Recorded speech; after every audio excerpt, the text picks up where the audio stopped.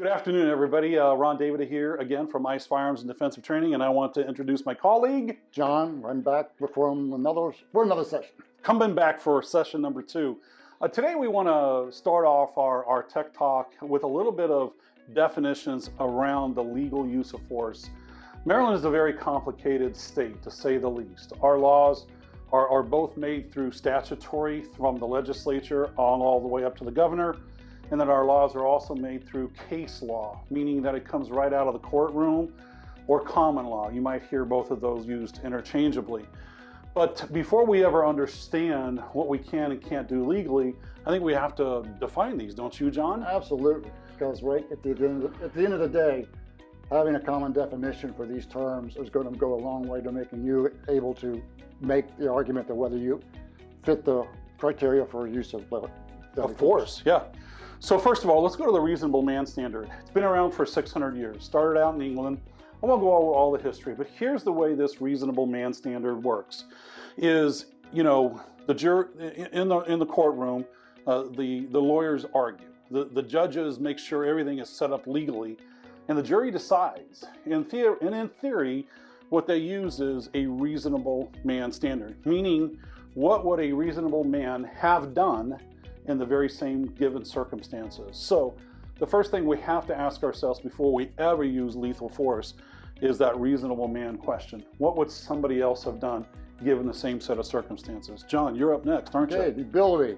What that means is, does the attacker, does the threat have the ability to inflict harm to you?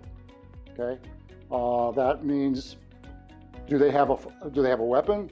Are they just yelling at you?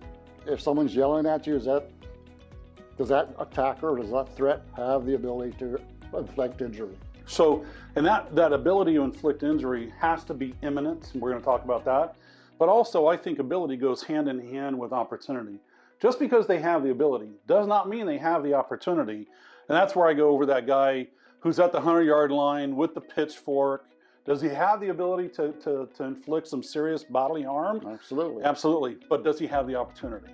Not unless he's an Olympic pitchfork thrower. Yes, and I don't know that they have that category yet, do they? No. So let's deal with retreat, John. Retreat. Now, in Maryland, it's very simple. You have the duty to retreat anywhere in public. All right, in your home, that's a little different, but at the end of the day, if you're in public, you have a duty to retreat. So that means that you have to do everything in your power to exit yourself from that situation. Okay?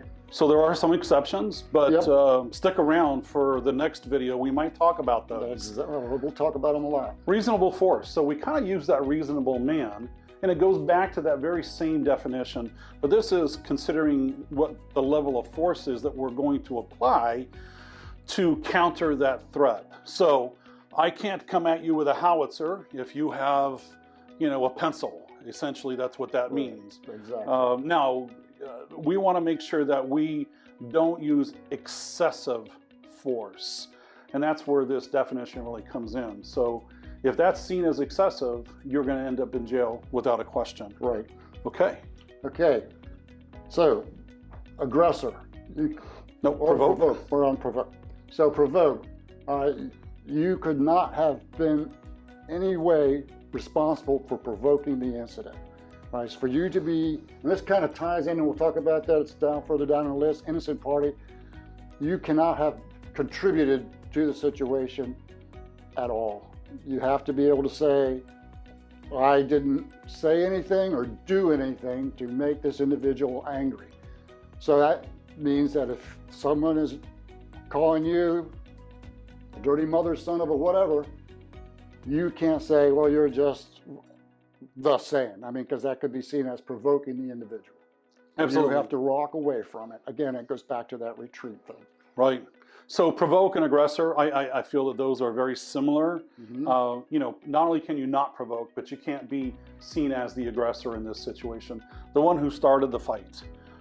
That's never a good thing. No. So if you are the aggressor in any of these categories, it can be viewed very negatively in court. So let's deal with imminence. Imminent. That means like right now. That doesn't mean the guy threatened you last week and now you see him on the street and you take him out. That threat was last week. That's not now. It has to be right now, about to happen, no questions asked. All right. So it's kind of like that car accident example I have and love to use. You know, can you put your seatbelt on in the middle of a car accident? Pretty imminent, isn't it? Yeah, that's pretty difficult. Happening, right. And obviously, if we're not ready for this kind of threat, it's going to hurt us as well. De-escalation. You know, this is really what it's all about. There are two types of people, in my mind, who want to conceal carry. Person number one really wants that concealed carry because they know one day they're actually going to have to use it. And that leads me to believe that maybe there's something in their mind that says, hey, I've got some really bad people I live around, I just want to be protected. The other person is that person who wants to wear that gun and make sure that they can be safe, but they want you to teach them how to never use it.